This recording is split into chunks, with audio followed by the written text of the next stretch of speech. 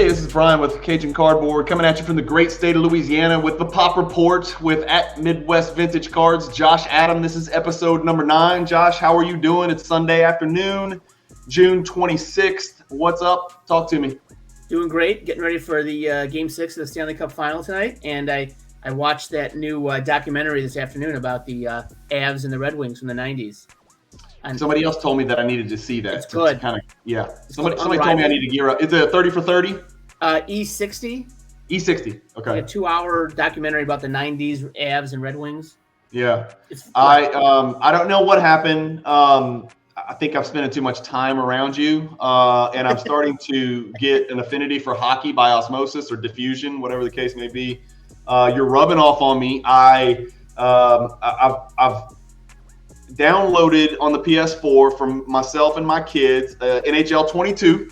Awesome. So we're playing NHL 22. That's how I'm going to learn the game. That's how I first learned the game of hockey back in 1992. Yes, I'm old as hell. So that game is insane, and it looks like you're watching a real game. And it's crazy how much video games have changed.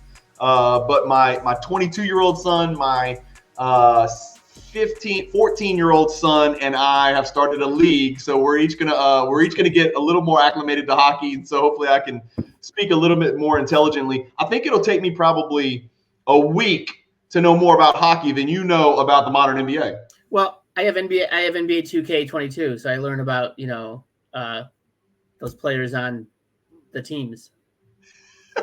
Those basketball players in their basketball uniforms who play for those teams in North America. That's right. Yeah. And Toronto. Yeah. That's awesome. That's great.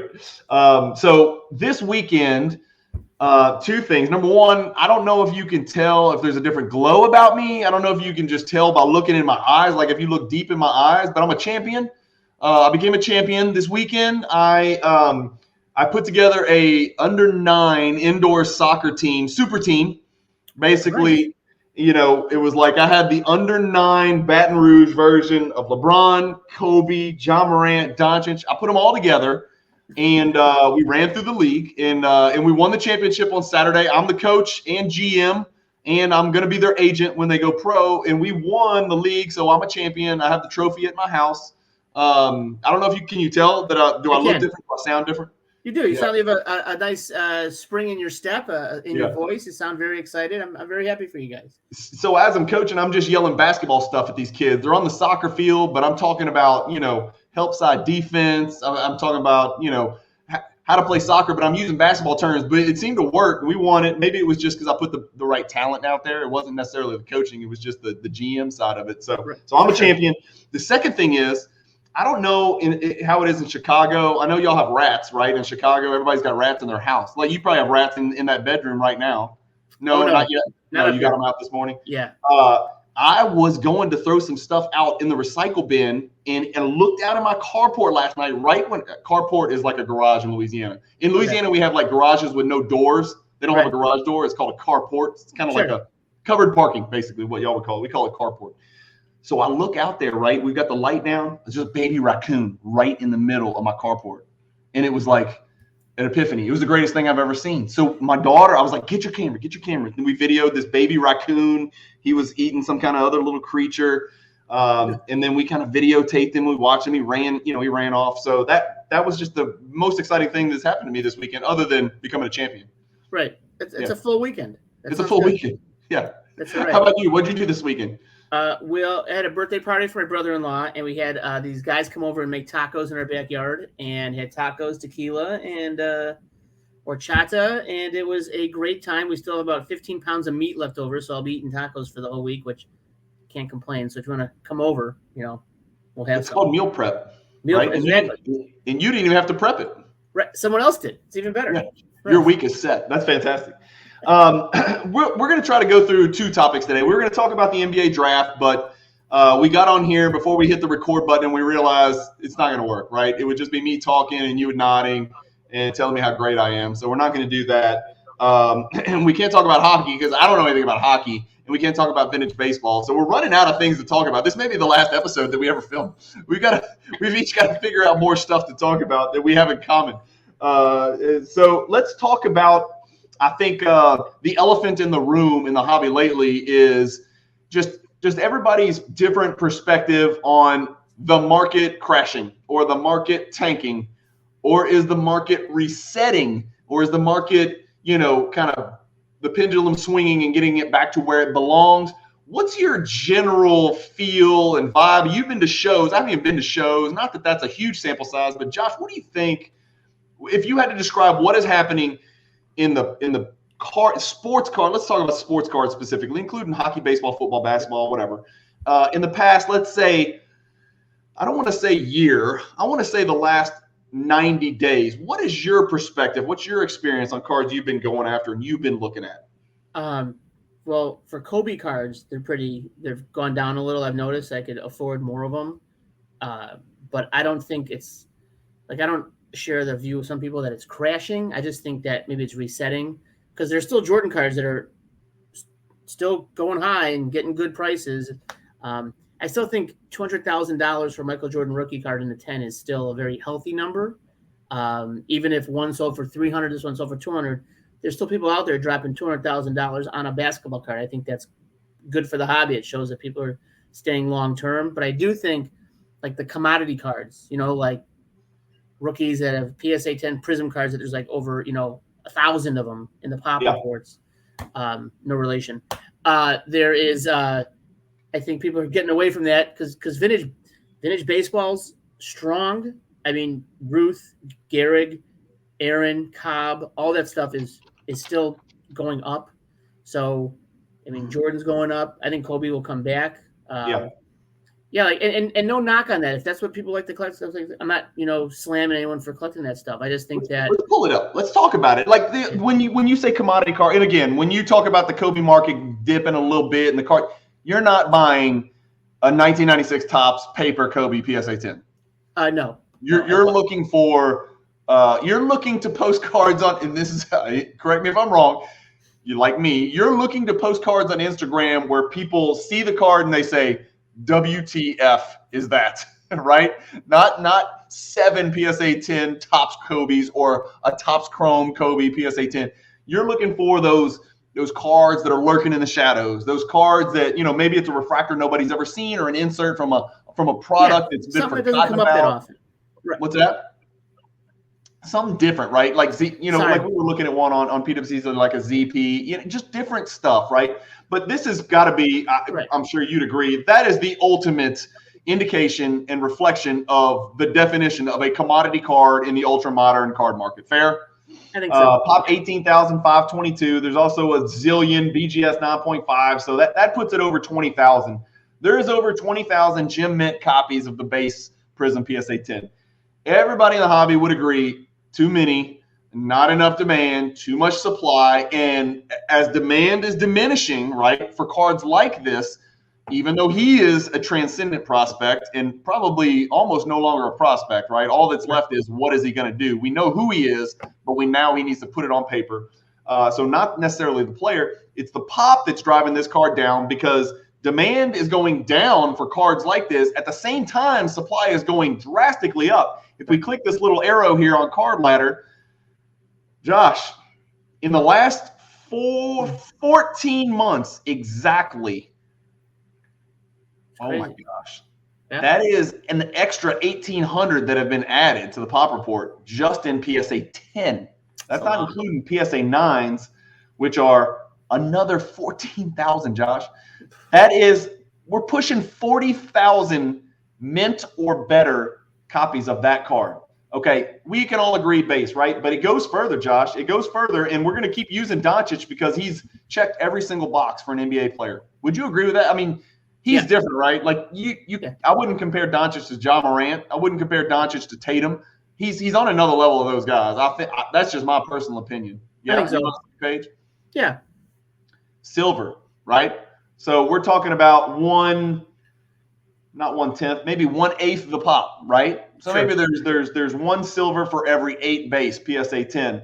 Same trend, down 25% over the last 3 months. If we look at this bloodbath, Josh, over the last year, right there, 50% on the nose. This card is worth half what it was worth 1 year ago. That's a scary thought. Now, it's one thing for a card that's, was $1,200, but if we go look at 2 years, Same kind of trouble. If we could go back a little bit further, let's pull up the all-time. Do you realize that this silver card, wait, this is PSA 9. Do you realize that this silver card in PSA 10 once hit $8,000? Oh, yeah. Last year? Yeah. Down 62%. That card hit $8,000, and now you could pick it up for $1,900.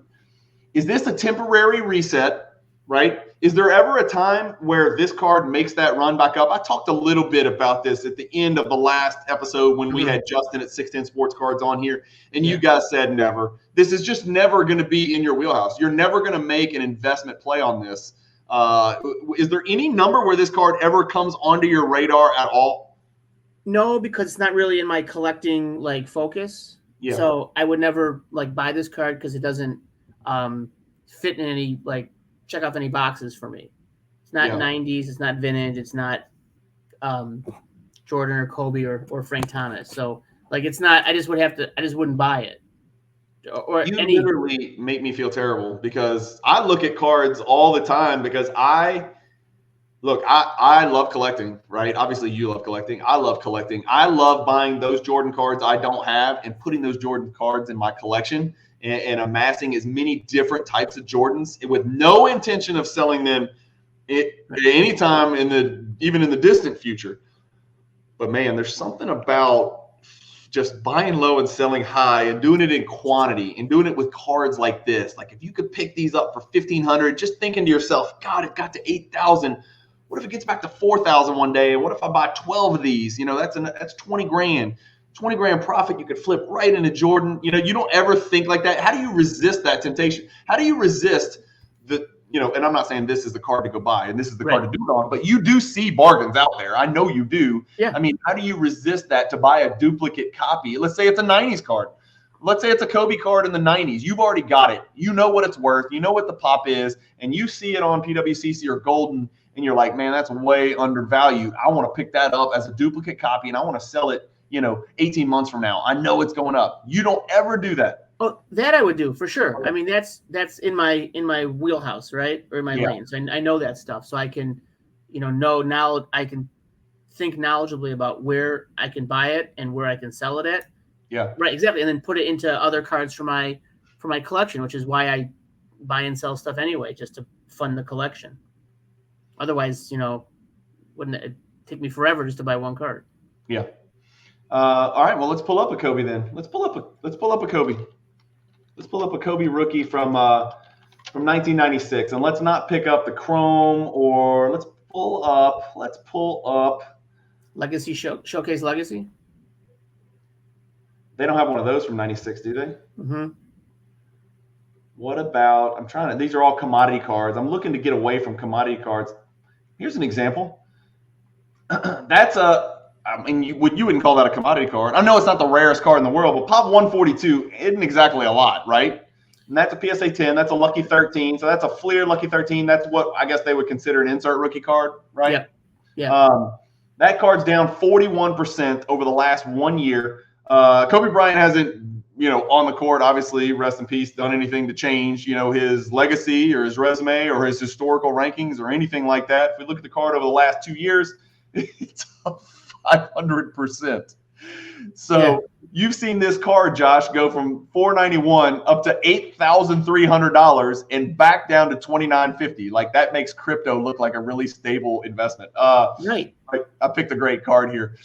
What is it about this card? Is this a card that you would pick up multiple copies of if you thought you could pick it up for $2,000, or do you think that this card's had its run? These types of cards have just had the run; it'll never happen again.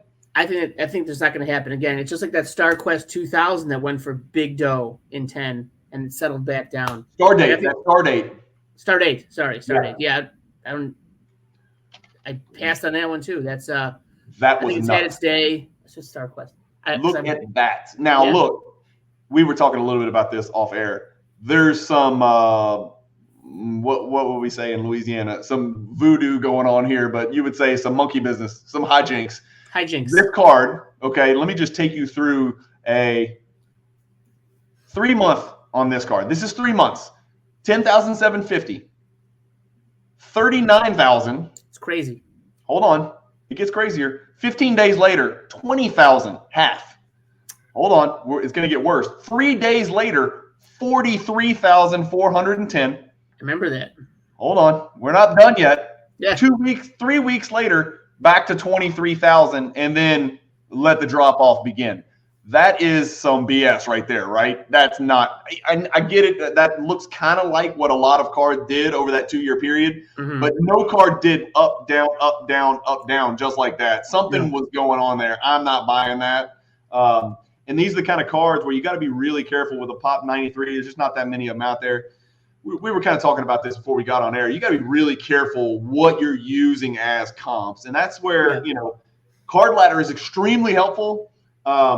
But it's unrealistic to expect that crew to vet every single card, especially this card. It might be one thing to confirm payment was made on a $400,000 sale on a Kobe Red PMG. Sure. We know if that was paid for or not.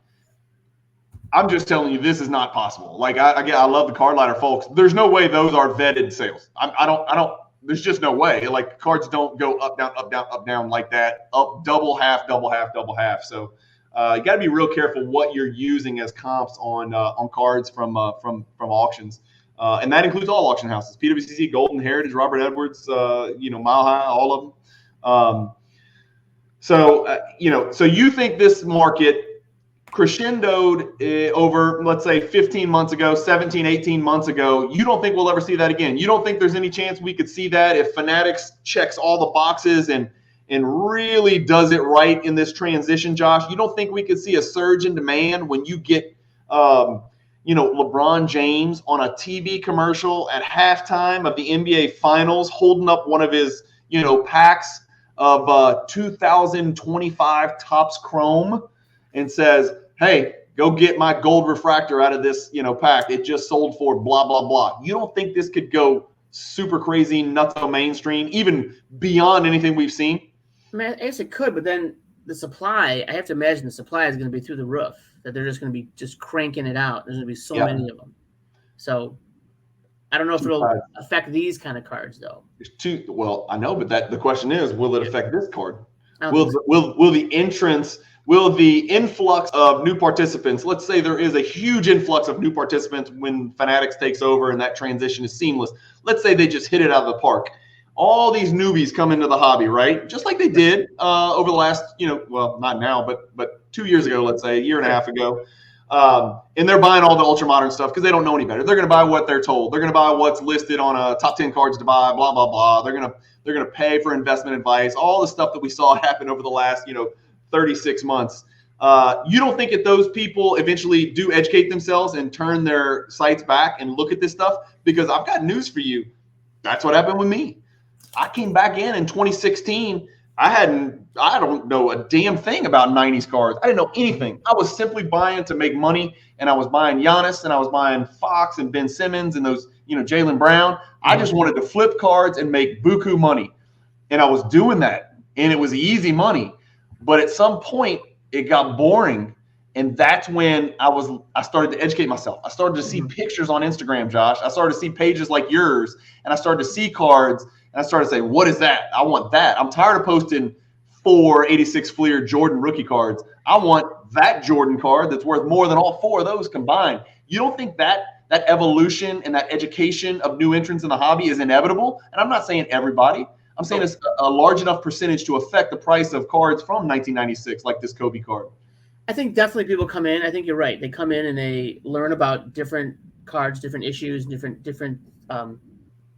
decades of collecting, and I think it does affect in terms of people coming in to buy, but I don't think it would have that much of an effect to bump this card from $9,000 back to 20. Like I don't think it would double the price. Yeah. So I think at some point they find a level, and then it just doesn't always go up, right? It doesn't always go up. It kind of levels out somewhere, and that's what happened honestly to a lot of cards by 2019, right? Like Babe Ruth example would be a 33 Gaudy Ruth in one.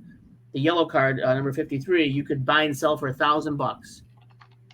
I was buying them at the National for $800, selling them for $1,000 the same day, and now look what it's at. Yeah, right here. I mean, that kind of that blew up, and I always kind of thought it would just because. But it's there's a lot of those cards out there. They made a lot of Gaudy made a lot of cards. Here, look at this. This is a perfect example. This is not a low pop card, Nope. especially if you consider the fact that there's probably thousands higher than a PSA 1. Thousands, right? I'm assuming, right? Let's say, if we go and look at 2, 3, 4, 5, 6, 7, 8, 9, there's not going to be a lot of 9s, but there's probably over 1,000. I'm guessing. I'm totally guessing, right? For sure. Easily. Let's say there's 2,000.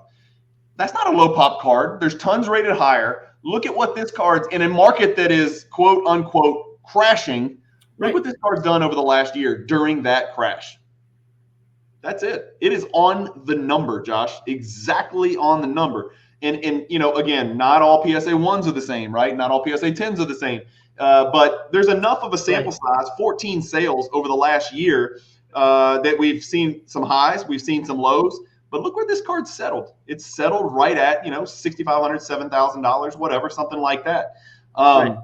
Is vintage a good long-term buy? People are like, vintage is long-term buy. We've got 7, for this card, for instance, that's 90 years of history, Josh, 89 years of history, right? We have 89 years of looking at this card going up, maybe not year over year every single year, but damn near it, right? It's just like the stock market buying a blue chip stock, right? Right. Not every single year is the stock worth more than the year before, but generally speaking, it's a steadily growing, increasing value card. Do you have any concern about, and Babe Ruth may be a bad example, because if we asked, a random, person in Africa to name a baseball player, most of them would name Babe Ruth, right? Yeah. But they probably wouldn't name Lou Gehrig or George Mikan. You know what I'm saying? Like for basketball. Is there a concern that maybe the younger generations, and we've been through some generations, but like this new ultra modern collector generation just doesn't desire it because they never saw them and they never heard about them? Is that a concern for vintage? That's always been my one concern for vintage. Is I love Wilt Chamberlain, but I'm old as dirt. I'm 48 years old, man.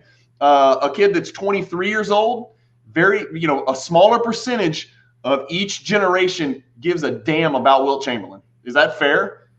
I don't know, because for Ruth, he's been dead for since 1946, and we're still talking about him. And my dad never saw him play, and I didn't, and my kids didn't. So there's still 3 generations who didn't see him play that still know who he is, and that card still sells. Like, I'd be interested to know who bought that card, right? Like, what's that demographic of people buying that card?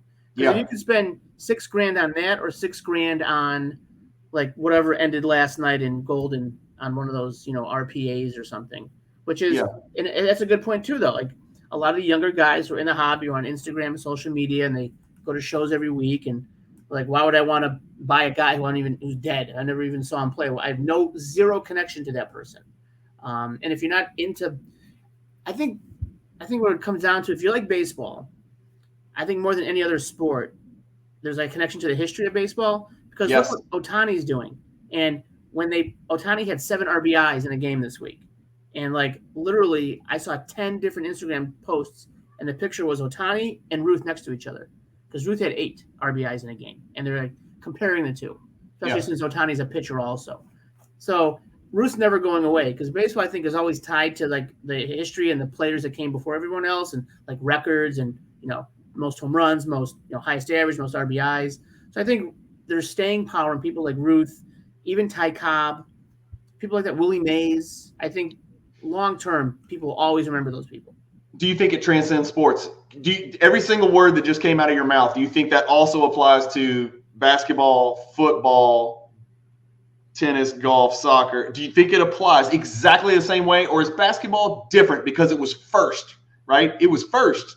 I mean, baseball? Again, there's some old-ass soccer cards and old-ass golf cards, but you know what I mean. Yeah. As far as what America or what the world collected, baseball was, first king by a landslide, right? Does that make baseball different, or is everything you just said apply to basketball as well? Like for instance, LeBron James is going to be approaching Kareem Abdul-Jabbar's records. Right. So whose name is going to come up a million, zillion, billion times in Google searches? Do you think that's why those guys and those names will live on forever? Steph Curry is now, the question is he a top 10 player?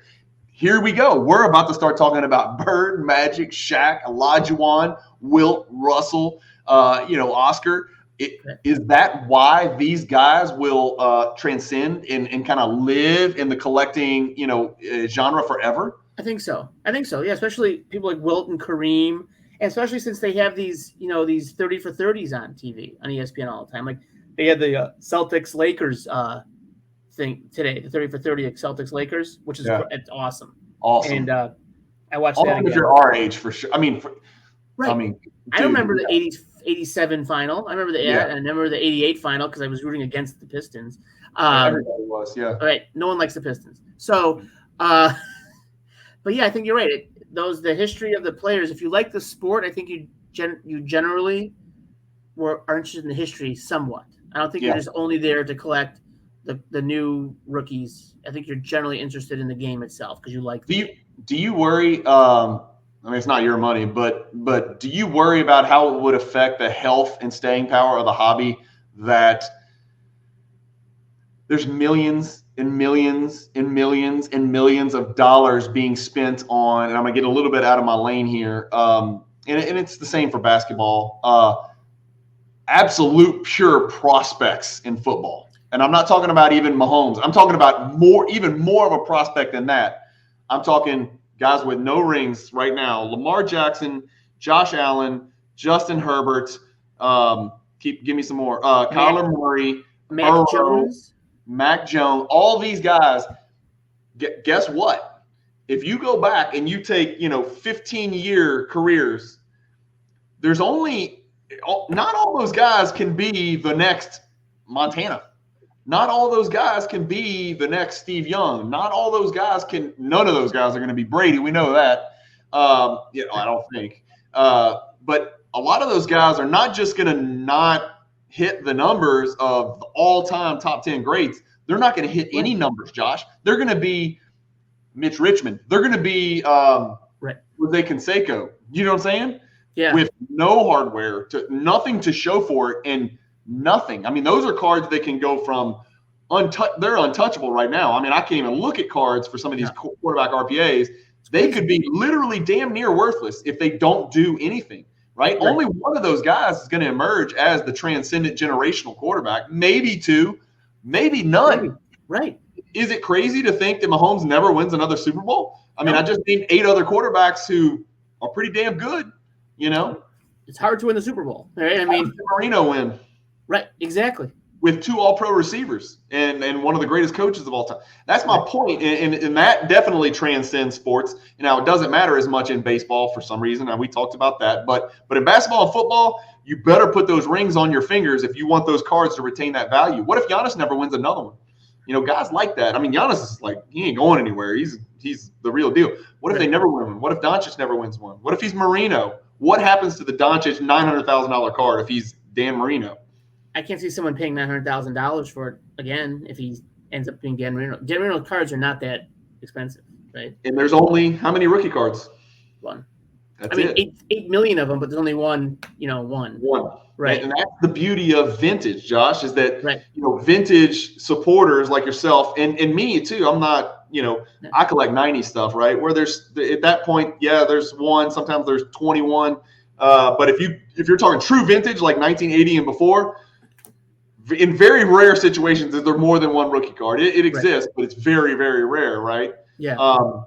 I think that's the tale of the tape, man. I think that is one primary reason why vintage cards are going to last. But that's not Roos rookie.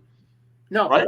Well, his rookies, forget getting his rookie cards. 1914 Baltimore News is considered his true rookie. Yeah. And the Sporting News card that came out in I want to say 15 or 16. And forget about it. One just sold a couple weeks ago. Yeah. I think a lot. I think it was over $250,000. I don't know. It's fascinating. I don't know. It's a fascinating, and this is kind of what we're getting towards. It's a fascinating decision that we make on a daily basis, and your decision's been made. I know where you're going between collecting and investing, and I wrestle with that every single morning when I wake up and I click Card Ladder and I click eBay and I click PWCC or I look at golden auctions. I am always, and I think most of the hobby is more similar to me than it is to you. And I think, and I'm nervous about this, but I think most of the people that are like me are more investor than even I am. And I think about price point and low, high on every single card I buy, even the Jordans that I have no intention of ever selling. I still look at comps. I still am I willing to overpay? In fact, I'll tell you this. I was riding home from my daughter's soccer game yesterday from Jackson, Mississippi, right? We're on our way back from an ass whipping. And we're in the car. My dad's driving because he likes to watch his grandkids play sports. My daughter's in the back doing her thing, texting everybody on Instagram. I'm in the front, and you know what I'm doing, right? I'm in the front. I'm going through social media. What did I get? I in our Jordan group chat, we see a picture, and this is why I love our group. We see a picture, and all it is a picture of a Jordan 96 Bowman's Best honor roll atomic refractor PSA 10 Pop 22 Jordan front Olajuwon back. It's a card that I've been looking for a very long time. And one of our good friends posted it in the Instagram story that it was on. I go straight there. I look up the comps. The card's probably worth, I'm going to say the card's probably worth about 50, anywhere from 5,200 to let's say 5,600 in PSA 10 condition, right? Mm-hmm. I messaged the guy's asking 6.2. And I'm like, man, look, can you get me down to like 5,250? I'd figure I'd throw something out there. I said, is the card available? He's a very reputable seller, so no issues with vetting or anything like that. And he's like, man, I can't do it. I'd rather just hold on to the card. I can do 6.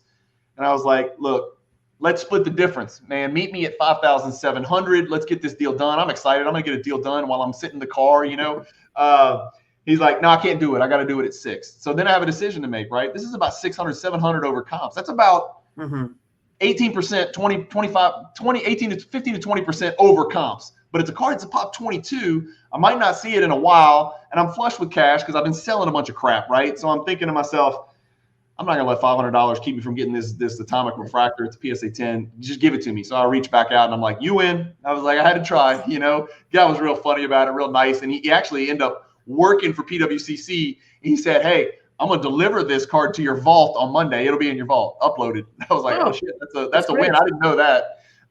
So I paid over comps for a card that I'm looking to keep in my collection. So that's an example of where the collector side of me beat down the investor side of me, right? Mm-hmm. I wasn't worried about it. It's going to take me a year and a half, 2 years, 3 years to get that 20% back. But I'm not selling it anyway in a year and a half, 2 years. So what's the big deal? You ever do stuff like that? I know you do. All the time. If I want it, I'm like, all right, I'll just buy it. Because it's also worth paying a little more to stop looking for it. I just want it. 100%. And if I can get it and I just want it, and I consider all this disposable income, and I'm like, you know what? I'll buy it. I have it. I'm happy that I have it. As somebody with multiple kids, a wife, at least one business, going on 2, you're an attorney. I mean, you got a million things. You got to eat tacos all week. All these things that you got to do. Time is money, man. So, and especially if you're in your late 40s, right? So a kid that's 24 or 26, let's say a 26-year-old dentist, right? A new dentist who's 26 years old, he ain't gonna give in right there. He's gonna be like, I'll wait this out. I'm gonna go research, and I've got all this time. I'm gonna spend 8 hours tomorrow. I'll find a better deal. The collector side of me, of this old person, this 48-year-old dude said, why am I gonna freaking hassle over 500 extra bucks? Buy the card, put it in your collection. This is a card you've been looking for years. Right. Take it, If it was pop 180, I don't make that decision. I'm like, nah, you're good, man. Yeah, you can find it. Right. But then again, if it's an intelligent seller and it's pop 180, he probably would have met me at my number. He knew it was pop 22. He knew there's not another one available. He knew you can't just go click buy it now on that kind of card. So, sure. But it worked out, and I was happy to pay a little bit of a premium. So that's an example of, I feel like I've got 2 little creatures on my shoulder. One is collector, angel, or actually collector demon, and then investor angel who's saying, no, buy low. And this guy's like, who gives a damn what the price is? Just get the damn card. You're not going to sell it anyway. Just get it and ride it out, So that's funny. I think there's a lot of people out there that probably have that same type of internal conflict between investor and collector, just depending on what their time frame is. But guys like you and me, I think our window for cards and how long we anticipate having them in our collection is significantly longer than the new people that came into the hobby probably since 2018. Wouldn't you agree? I think so. Just different perspectives. I think it changes over time too, as you go from like, oh, I'm going to flip all these new cards into like, oh, this one's pretty cool. I'll keep this one. And then perspectives change as you get older too. Like when you're in your late teens to your 20s, to your 30s, to your 40s. How many slabs do you own?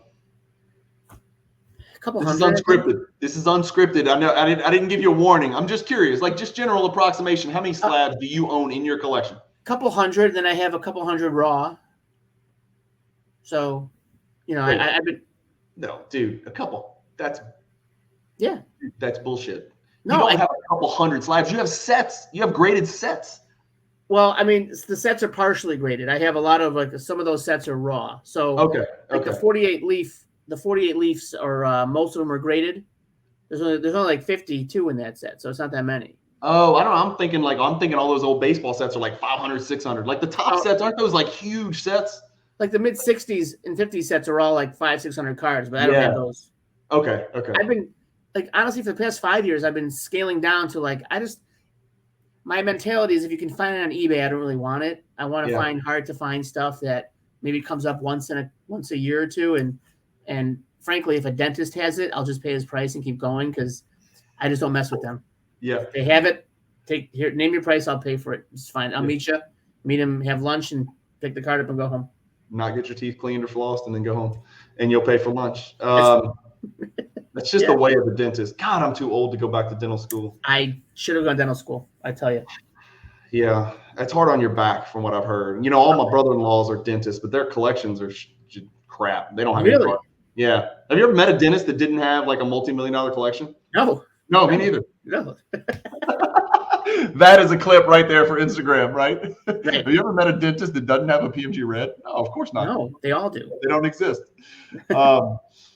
Anyway, all right. Well, that's kind of our chat. So you think market has peaked unorganically in first quarter of 2021? Yeah. The market is in the process of resetting. We're not going to call it a crash because when the cards come back, again, it depends on the card you're talking about. But when these cards finally do, the dust settles and these cards get back to a stability level and a floor, you think that floor is going to be higher than when this run started in 2018. I do.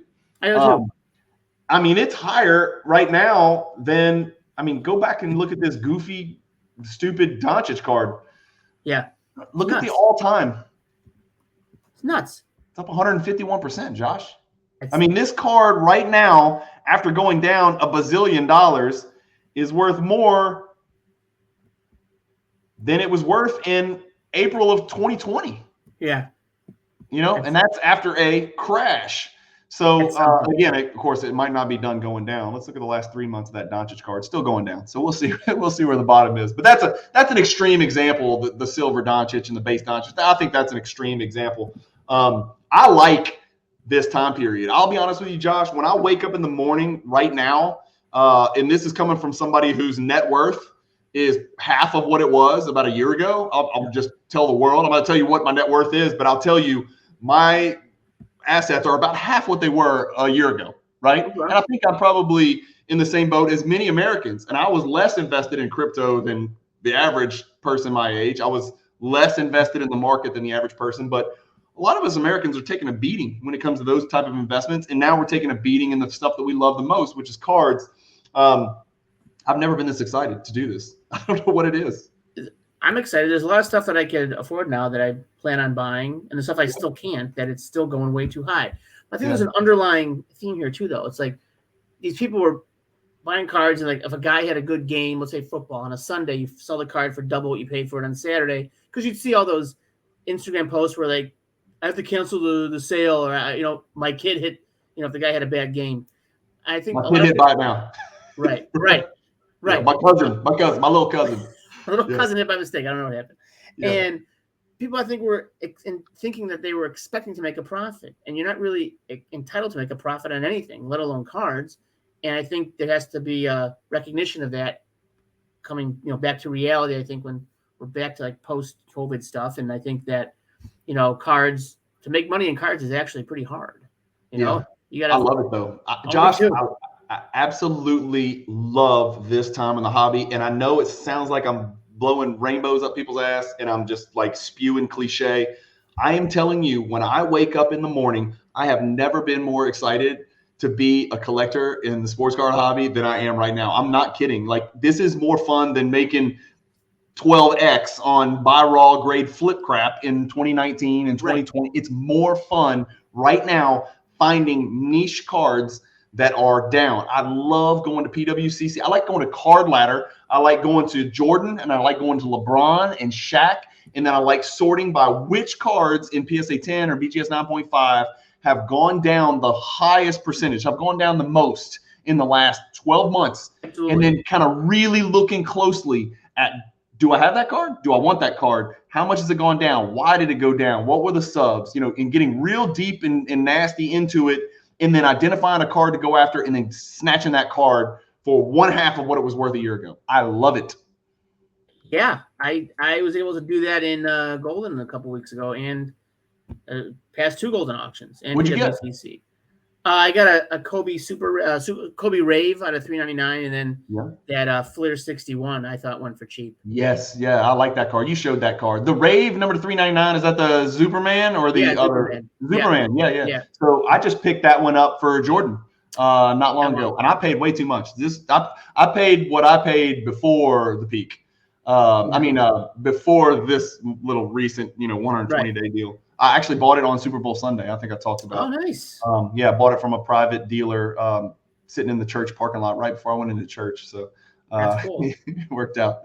All right. So that's the market tanking. I think we've got a good idea of what our thoughts are on that. For a while there, Josh, people were like, well, the market's not tanking. It's only tanking on base prism. Everything, all the high-end stuff is going to the moon. That's not true. Some high-end stuff is still setting weird records. For instance, that Jordan PMG last night on Golden, I think the BGS 7 sold for $450 with the buyer's premium. It's huge. That shocked me a bunch. I have a copy of that card in a higher grade, actually, but the card's about comparable to the 7. Like, we've looked at them. I'm like, man, that 7 kind of looks better than my 8. Sorry. Hopefully nobody who ever tries to buy that looks at this video and listens to that, but it does. The 7 looked really good compared to my 8.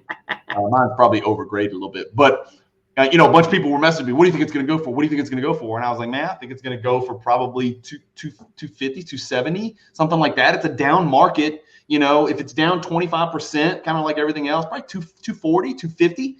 Yeah. And, man, when I saw that final price, I was like, what the hell? It's crazy. What's funny is, all right, obviously that's a high-end card.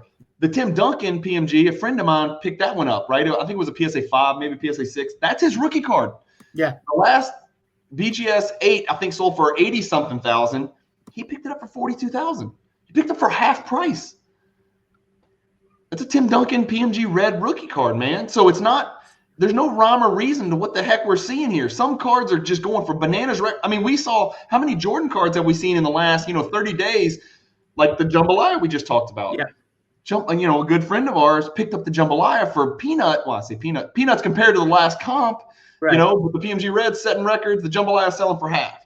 And the Raves, setting records, and then the Rubies is selling for half. It doesn't make sense. There's a lot of uncertainty right now in the market, but honestly, I think that makes the market ripe for people like you and me who are looking for these niche type Jordan cards that you don't see every day. And there's more than just us two out there doing this, right? This is not. It's not like they're just it's not like throwing darts at the balloons at the state fair. There's other people throwing the darts trying to hit it first, right? For and sure. You're competing with other people, but they're there, man. There's moves to be made on big cards where there could be huge margins if you play your cards right, no pun intended, and you're willing to extend the scope of your investment, right? I'm coming from an investor standpoint here. Like if you're willing to look at the 5-year window of growth instead of the 4-week window of growth, like we've become so accustomed to. For sure.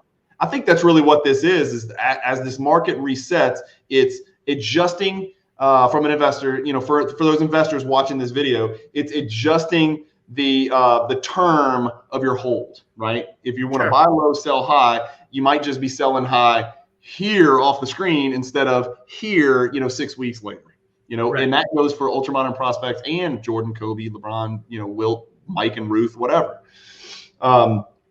Anyway, all right, enough of that. So real quick, we're at the 45-minute mark. I wanted to talk about this because you said something to me, and I called BS on it. You said, let me just make a statement. You give me your thoughts on it. There's a price for everything. There's a price for every card in your collection if I offer the right number. Yes or no? Yeah. Oh, now you say yes. Well, I mean, like, there's a price for everything, but there's two different conversations. There's definitely a price for everything. Everything's got a price. You have to. I think everyone's got to acknowledge that. I think if you say there isn't, I think it's not realistic. Okay. Right? It's not real. Explain it then. But then, like, when I buy a card, if I buy a card in my collection, I don't even look to see what the price is anymore. I don't follow it. Like, I bought it. Can I give you an example? Yeah. That's exactly what I'm looking for. Yeah, give me an example because I want to tap on the window here and see if I can break it because as much as I pride myself on being 70 collector, 30 investor, I think all the people out there that say some cards are not for sale, I think they're full of it. I'm gonna call BS on a lot of people out there that are looking down on those investors, even partial investors like myself. I'm gonna call BS on it. I'm gonna say there is a price for everything. I think there is. If someone offers you a crazy number for a card and you don't take it, you're stupid. Yeah. I'm sorry, but that's just the reality of things. So, like, examples is I bought this April 2020. I have no idea what it goes for now. It's a Profile 3 Jordan, one of my favorite cards ever, and I really just wanted it, and I bought it, and I stopped looking at prices.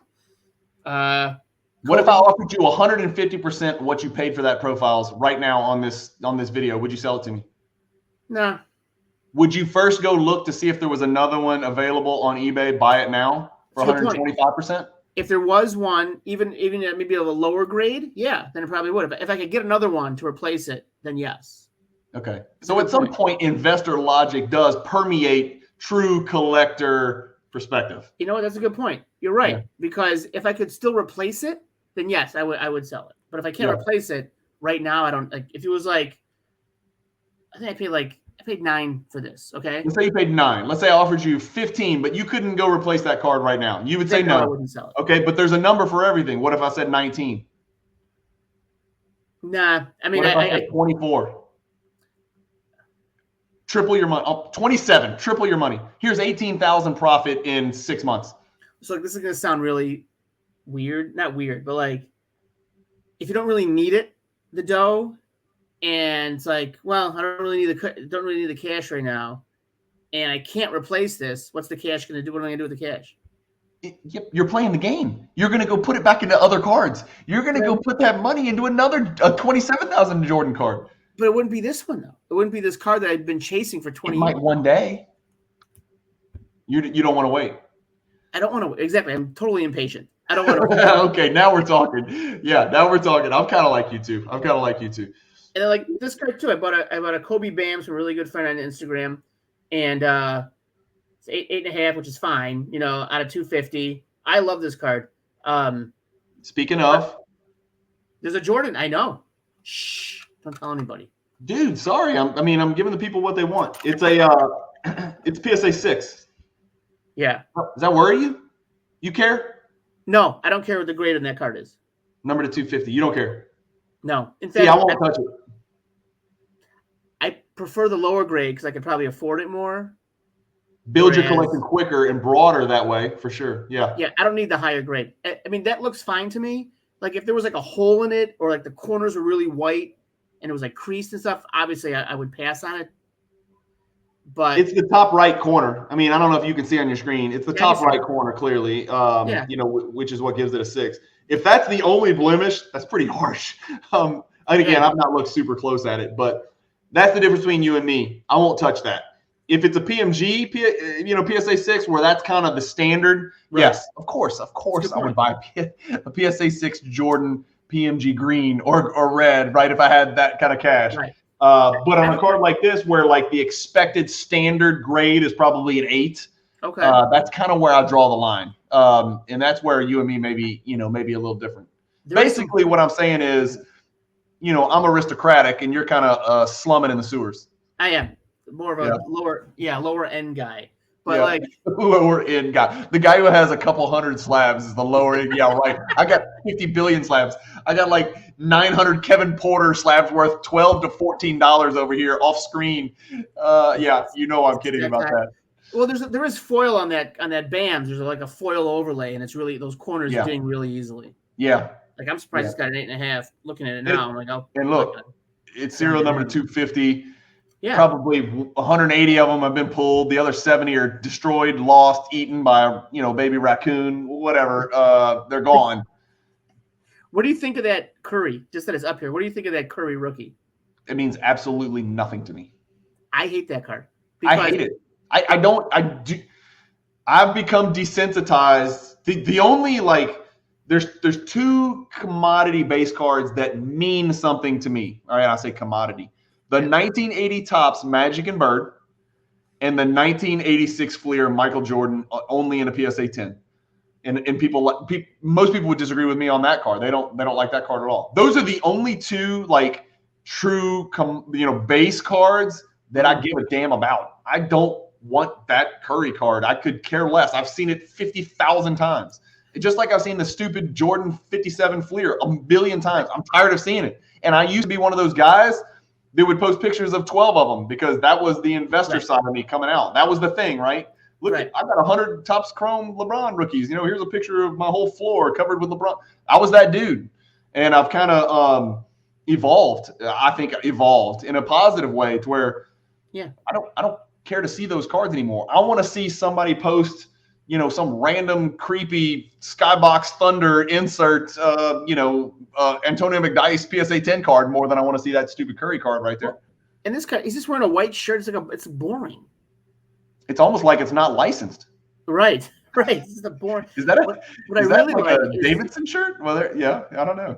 I like the 48 Bowman retro card where it's like he's looking up and it's numbered out of 1949. Boom. That one right here. Yep. There's one out of 2007 and one out of 19. The blue border is out of 1948, which I want to get one of those. Actually, I think that'd be cool, but not right now. It's different. It's serial numbered. That takes it, and I know it's a high serial number. Don't get me wrong, right? It's not SSP, but that takes it into a whole different category. I'm with you. Like this Jordan card right here. I've seen it so much. I'm so desensitized, and I love the card. I think it's the most iconic card. I'm just tired of seeing it, man. I'm just tired of seeing it. Like the Mantle 52 Mantle. I get it. I get it. But I'm sick of that card so many times. I'm just tired of seeing the damn card, man. I don't know what it is about that. And would I want one? Yes, of course I'd want one. Do I know how expensive it is? Yes, I get it. I just don't care. I just don't care about that card. Yeah.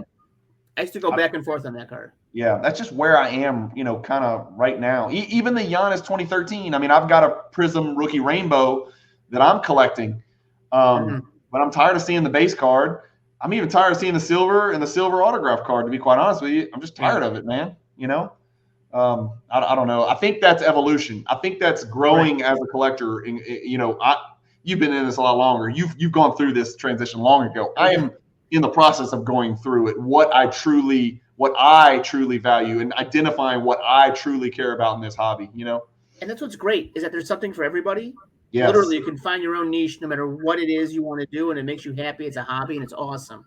And I think everyone goes through that process of starting, and I think that's most of the fun is learning about the different issues, different sets, different copies, and finding out what makes you happy and what you like to collect. I think that's awesome, no matter what it is.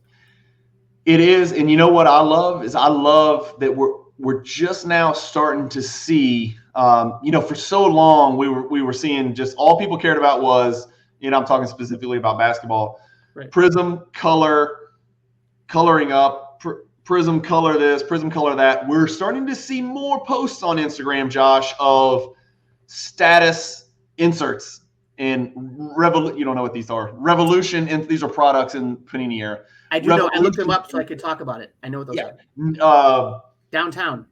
Downtowns, even color black. Now, I don't care for downtown or kabooms or crap like that. I don't like those cards, but I like that, and those have almost become too mainstream. But I like seeing random die cut cards from the ultra modern Panini era that I've never seen. I'll see them all the time. There's people out there, and I want to call those people on the phone and say, what the hell eBay safe search do you have to go find that card? That's so weird. Mm-hmm. It's not gold, so you can't search Giannis gold /10. It's just random weird die cut insert SSP stuff. I love seeing those pictures, and it permeates all the way back into the 90s. Josh, there's tons of really random inserts in the 90s. And I feature some of these on my Explore the Card episodes on this channel. Yeah. And the reason I feature them is because I'll see a picture of one and I'll be like, what the hell am I looking at? I don't even know what that is. And I'll message the guy and say, what is this? Where did you get this? And then I'll start doing my own research, not in Card Ladder, not in the database. Go to the Pop Report, figure it out. Who else is in the set? What base product did it come from? What the hell is Skybox Thunder? You know, weird stuff like that. Give me something without glare. Show me what you got. I got this from Justin. Actually, it's a platinum portrait, which is so cool because when you look through it, you can see like the dots going. Fantastic. Yes. Yeah. There you go. It's a good shot. That is a really good card. I also have one of those. It's not a BGS 9 though. So it's 9.5. I'm sure you know that. Yeah. I knew that. I assumed that. I know. I'm embarrassed. Well, we'll cut this out post-production. I'm embarrassed to even show you anything. Yeah. Please don't ever show a low-end card like that on this channel again. Right? You got a 5-figure platinum portraits. Don't show that again. Please don't do that. My viewers deserve better. Right? Much better. Yeah. So going back to our topic, you know, is there a price for everything? You would agree. There's a number out there. But the first question you ask is, can I replace the card immediately or in a short time period? If you go to Card Ladder and you search, you know, over the last 3 years and the card's only sold one time, man, it would take a big number for you to part with it, right? It would. I had to make that decision recently, and I know people are sick of hearing about this crap, on, you know, the PMG Red stuff. And for me, it was reverse logic. It was, I had no intention of selling this PMG Red set that I was trying to get, right? That was the absolute focal point of my collecting. For 9 months, you know, and all those people in that group know, I didn't post a single card other than a red PMG. I was buying nothing. I was not growing my Jordan collection. I wasn't able to invest in, you know, rare LeBron stuff, which I think is a great buy window right now. Yes, it's the best. I was just buying George McLeod PMG Red and, you know, freaking Vitaly Potapenko PMG Red and paying 4 figures for all of these goofballs. But I wanted the set. I needed the closure. Right. That's the collector side of me, right? Overpaying, willing to pay. And then an opportunity came along to buy some very rare Jordans that I did not have the money to buy. And I started thinking to myself, that's really what I want. I'm doing this, and this is fun, this set. But those Jordans right there, it's crazy. I don't have it. And all my dentist friends and my criminal attorney friends that get paid in cash and don't pay taxes, they have these cards. I want those cards also. And so that's when I made the decision, let's move this money from here to here. And I was lucky enough to find a seller for those and a buyer for these. And that's why I'm still in that process doing that. That's awesome. It's funny. But I, you know, I'm with you. And the one thing that's in the back of my head is like, I'll never be able to, like, if I didn't push through and get this set done now, I'll never get the set done. And I know the set's going to be worth millions of dollars one day. Maybe I'm crazy. I know it is, but guess what? I'm going to be okay because these Jordans are pretty damn rare. And if that PMG set goes to the moon, those Jordans are definitely going to the moon long before the PMG Commons that I'm selling right now. Yeah, I think you can go like Babe Ruth. You're not going to go wrong with Michael Jordan ever. Yeah, ever. Yeah, that's why we have. And I think what I just described, the process I'm going through right now in this transition of money from point A, from cards A to cards B, and really taking a step back and analyzing which one do I really want 5 years from now. I think there's a lot of new collectors in our hobby, Josh, that are doing the same thing. And if they're not, they might want to start thinking about it. If you can flip your Josh Allen for 120% or, you know, 25% margin of what you paid for it and put that into Justin Fields Marino PSA 10 or a green Emmitt Smith PMG green or something, or Essential Credentials, Frank Thomas this. Or, hear me out, Justin Fields rookies. I mean, he's all Justin Fields rookies. Yes, all ultra modern Chicago pro sports rookies. No one's ever lost money betting on current Chicago sports teams. It's a safe bet that they're going to do great, especially at the quarterback position. Especially at Chicago, right? Flush with talent, Chicago quarterbacks. It's a history of success. You're going to do well. Sid Luckman's about to find his name mentioned again on this channel, isn't he? I swear to God, every time you mention Sid Luckman, we lose a subscriber or 12. So anyway, that's it. So those are kind of our two topics. You know, is the market tanking? And we talked about it. You know, is it going down? Yes. Are we in heaven right now buying? Yes. Is everybody? Probably not, because they may be holding. They may not have the ability to hold cards like we do because we're old people and we have liquidity and flexibility, and we're financially comfortable. They may have been too leveraged. So there are people that are in panic mode right now. Josh, think of how many young people in our country were buying crypto out of FOMO and that can't get out from under it right now, man. And prices of everything are up, and they can't take their money out of crypto because they can't take a 60, 70, sometimes 80% hit. Young people, early 30s, late 20s. Yeah, I feel for those people, man. I mean, I'm getting punched in the balls on LeBron James Topps Chrome, but I'm all right paying bills and stuff because I got other cards that are doing great, and I've got other, investments and I make money every day, obviously, working, doing my job. Not everybody's in the same boat. And so I feel for those people that are in this hobby that are really in destitute times now and having to make tough decisions. And I hate to say this, man, but this is where dentists start making orthodontist money. This is where dentists, like your average dentist doctor, starts to make money like an oral surgeon. Well, I mean, dentists aren't really doctors, right? I mean, yeah. I mean, oral surgeons, that's oral surgeon money, not dentist money, Right. That's seriously. That's next level shit. That's next level. Let's look at the PWCC auction. Let's just scroll real quick. We're almost done. 5 more minutes. We're going to scroll through. Check it out. You like Kobe. Are you – God, I hate to – well, you can lie. If you're looking at something or you're the high bidder on something, just lie. But it's okay. I don't mind. I welcome stood out to me. Panini Gold Standard 24 karat Kobe Bryant auto complete set 15 card set. What is it? I don't know what this is. That's too many words. Where is show me? Share your screen. Oh shit! Sorry, I didn't share my screen. Okay. There you go. Oh, that's I don't know. That's way too. That's past my collecting date. I don't even know what it is. It's too modern for you. Yeah, it's way too modern. Set, just a 15 card set, all autos. Stop me when something stands out. I've got the PWCC auction that ends in 3 hours and 37 minutes. I've got it pulled up on my screen. I'm not logged in because I don't want to show people what I'm the high bidder on or what I'm trying to win. I mean, no offense. I love my viewers, but it's like I don't want to, have a bidding war. Stop me when something, you see, stands out. I know you like this. I love that card. I love that, because that's like the Z-Pete is like a refractor version as the regular card. I love that. That card is great in person. It really pops. And the Mikan, I love that Mikan card. I think that's awesome. You can't go wrong with that Mikan ever. What do you think about the grade? I think it is overgraded based on the centering, which seems to happen a lot on that card. But, I mean, the color is great, but the centering would bother a lot of people, I think. And also, I mean, what's the back look like? You know what else bothers me is those shorts. They're nice. You don't like the short shorts? No.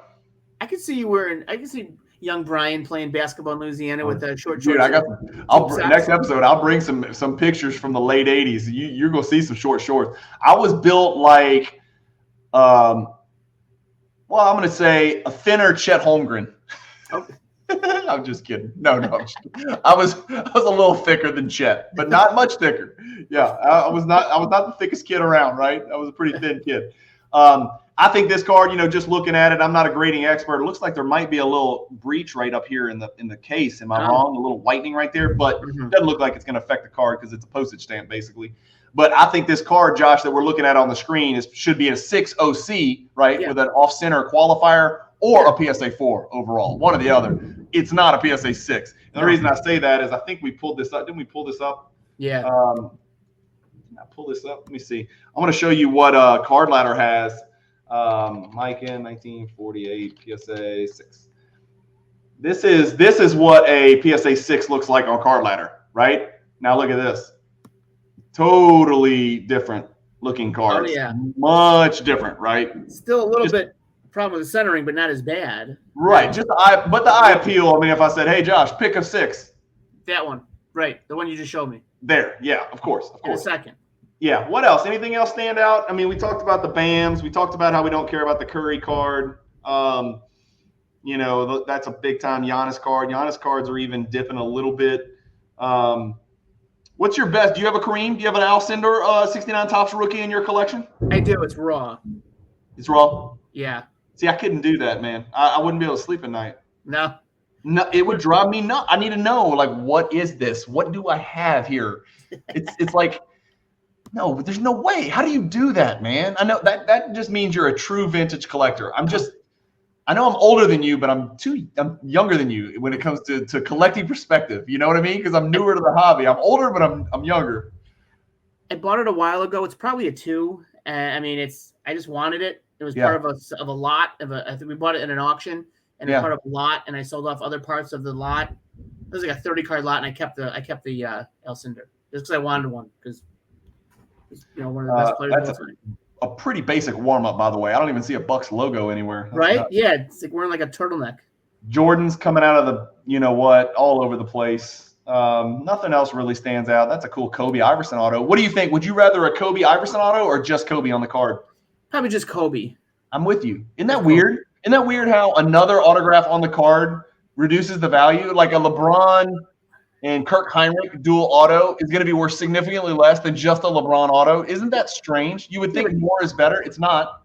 Sometimes, but not those two, even though I would rather have the Kirk and I just rub off the LeBron one because Kirk's a Bulls legend. That's true. You're not the biggest LeBron fan. Right. Well, I like LeBron. I think he's cool. But it is weird. Like sometimes you'll see very odd pairings, like, David Robinson and Muggsy Bogues. That's weird. I don't want it. Just give me the David Robinson, or just give me the Muggsy Bogues, but don't give me those two weirdos together. That doesn't make any sense. You know what I'm saying? It does not make sense. It doesn't make sense. And we see that a lot in the hobby. And it's funny. You know what? That would be a fantastic hour-long episode to go find the weirdest dual autographs out there. That's our homework. We're going to do that. Nobody steal that idea. If for some reason somebody's still watching this episode, don't steal our idea. We're going to do this next week. We're going to find the weirdest dual autograph pairings.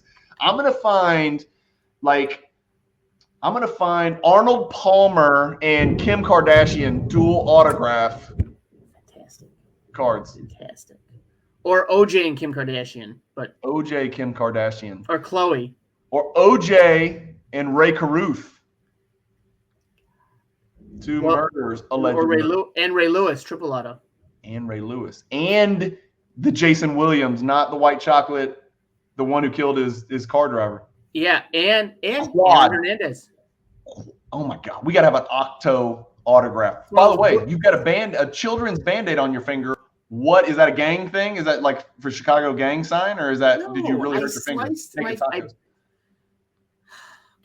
I broke a glass and I was cleaning it up and I sliced my finger and it hurts. So I almost didn't make it today because the amount of blood loss.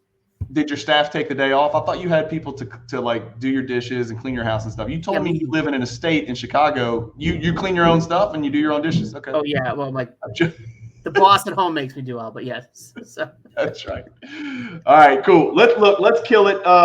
We've looked a little bit at the PWCC auction. If you guys hadn't checked it out, go check it out. There's 3 hours left. Some stuff's selling for pennies. It's starting to become a trend where if you find cards that you really want, it's not going to be a shock if you can get those cards for 20-30% less than you think you could get them for. So go put some eyes on that PWCC auction tomorrow morning.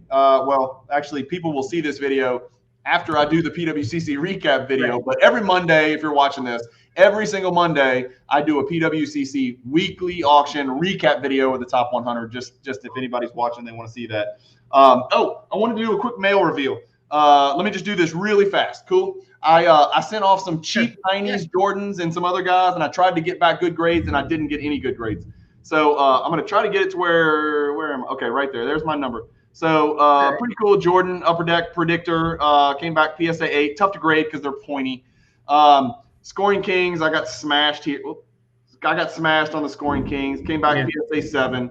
Another one, PSA 7. Nothing special. Not the original Scoring Kings, but kind of the off-the-radar Scoring Kings from 1995. Hot Packs version right here, so you can see the red. The red foil stamp right there. PSA 8. PSA 8s I can do. PSA 8 is kind of what you expect with 90s cards, and they're now 30 years old, some 30 plus. Yeah. PSA 7's a loss. PSA 9's kind of hitting a double. PSA 10's like hitting a grand slam, right? In hockey, it's like a hat trick, Josh. Yes. Borderless Jordan Silver Refractor. Really good shine on this. I like this card. No greening. Looks good. PSA 8 there. Profile, super cheap. I needed to hit a 9 to make any money on this. I did not. These two cards I'm super in love with. This is one of my favorite off-the-radar inserts. I don't know if you can tell, but those are both die cut. Yes. The 1996 Stadium Club Fusion insert. Love that set. One is members only and one is not. So 7 and 7. And before everybody makes fun of me, try to grade those cards and see what you get back. They're not I just got a 3 back. It's impossible. They're very PMG-like. It's impossible to keep that gold foil intact. This was just purely an investment reach here. And actually, I did fine because I got a PSA 9. Can y'all see it? That's the 2013 Panini Prism die cut number to 299 Yao Ming. That's for sale if any Yao collectors are out there. I totally missed on this. I was hoping to get a 10 and put it in my collection. I got an 8. Very, very, very low end card there and an 8. And then I don't know what I was doing. I was on tilt one night. I don't know. I don't know what I was doing.